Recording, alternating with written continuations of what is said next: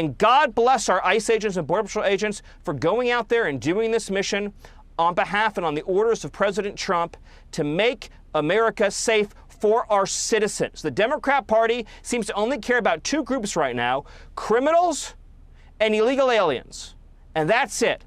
Donald Trump's Republican Party is fighting for law-abiding American citizens, and you're seeing the results right here in Washington, D.C., where the most violent city that we have in this country is now becoming, day by day, and will become one of the safest cities in the whole country. I mean, if you can somehow block out all of the whining, lies, and thinly veiled racism Stephen Miller is spewing here, as he always does, just know that these are the type of people who he's appealing to, those who fall victim to just not even well-acted propaganda, just total garbage. I mean, the man comes off as the least sincere person in the world, that somehow DC is going already in just a few days from the most violent city, which is not true, to the least violent city, which is not true. The man can't even smile like a human. Look at this completely faked, you should probably smile now at a random point in the guy's sentence, and then immediately make it go away like a robot. Welcomed news to bring in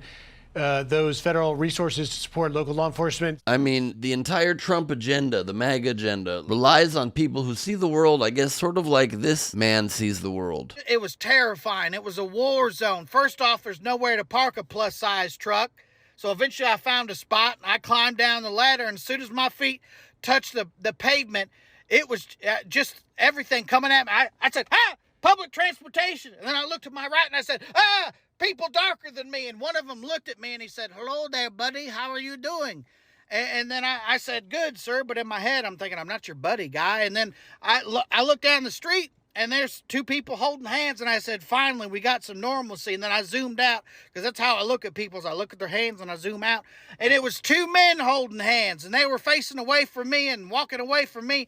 But they were doing it at me. It was a personal attack. It's how I felt. Get me back to God's country. Get me back to the land of chicken tenders and fries. So no, I'm running down the sidewalk, which for me is just a brisk walk, but I'm running.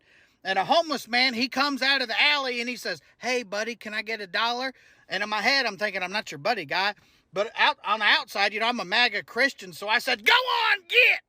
And then I keep going down the sidewalk, and then right in front of me at the intersection, somebody stole an Amazon truck. He had an Amazon hat and an Amazon uniform on, one of them scanner things, but he was darker than me, so he stole the truck, and that scanner was probably a gun, but it was a war zone. Now, I'm concerned that many of you watching that didn't realize that was satire, that was a man playing a character. I hope you did, but it's not a far cry from the worldview of so many in the MAGA movement that just for some reason see fear and see threat where there is none, where there needs to be none. And we are witnessing the real-time erosion of our democracy, the autonomy from our federal government, which is one of the main principles of what makes this country so unique, so wonderful, so historically a place that has a different system of government that was supposed to be an example to the world, example to all the other autocrats around the planet, and places that are ruled simply by military law. We have seen over 70 homeless encampments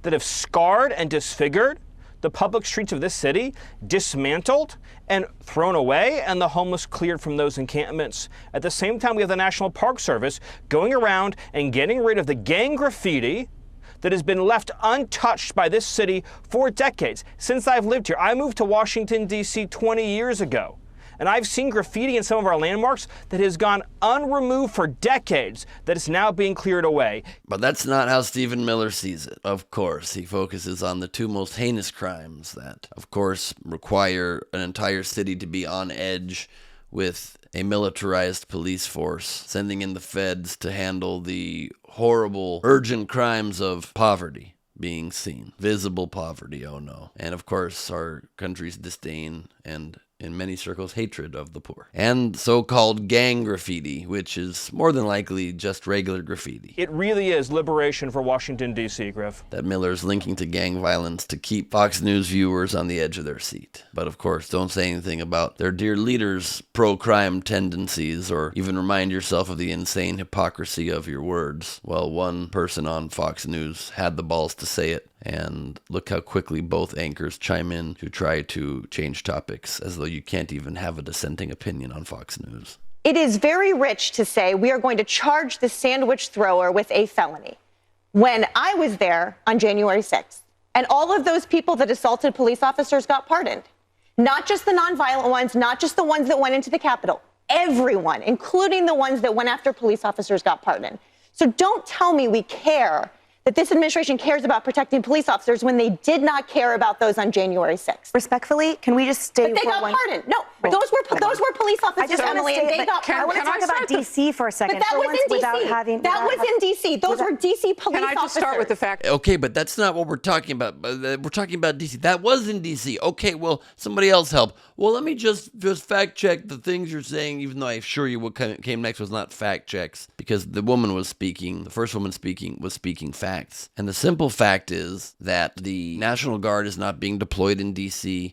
to crack down on crime. This was the lowest many years on record, constantly declining crime rate in D.C. Trump is doing it because it's the city that he has the most jurisdiction on to test the waters of how far this administration can go in abusing and infringing on our rights as average American citizens. If he can get away with it in D.C., he'll push the boundaries elsewhere. But, don't just take my word for it. Look at Trump say directly those words. This issue directly impacts the functioning of the federal government and is a threat to America, really. It's a threat to our country.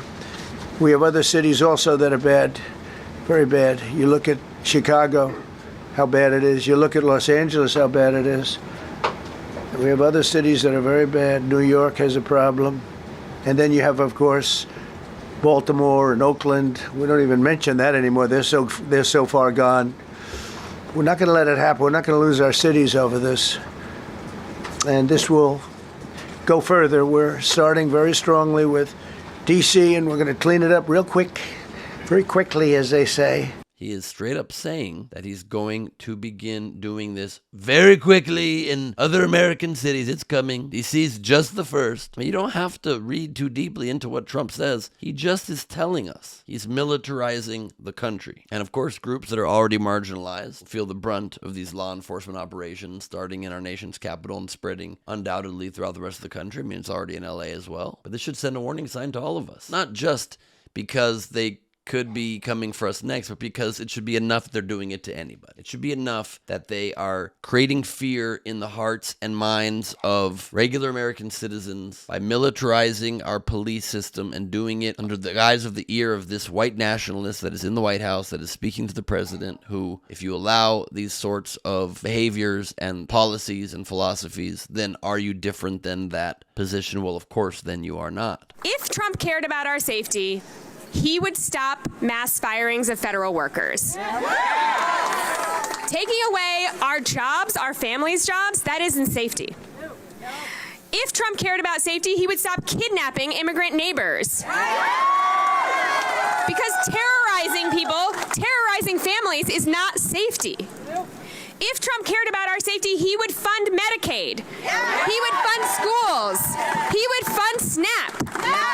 Because people being sick, out of school, and hungry is not safety. The president has made up these blatant pretextual emergencies to justify calling out the National Guard, calling in law enforcement agencies, to essentially take over cities and issues in blatant disregard for our democracy and our Constitution. This is just not America. America is based on democracy. America is based on a separation of powers between states and federal government. And that goes to trying to rig elections. That goes to trying to force districts to change their boundary lines so that you can artificially get more of your political party in office. And it certainly goes to militarizing our cities. This is what was predicted. This is what was foretold by anybody that's been opposing Donald Trump. And it's really a good time, like right about now, to stand up and say, no, America does not believe in any of that. And also does not roll out a literal red carpet for our enemy and instead yell at and have to be bombarded with other world leaders to remind us what side we're on between the good guy and the bad guy. What are we doing? And can we stop it? I'm Ben Gleib for Rebel HQ. You can follow me at Ben Gleib on Instagram.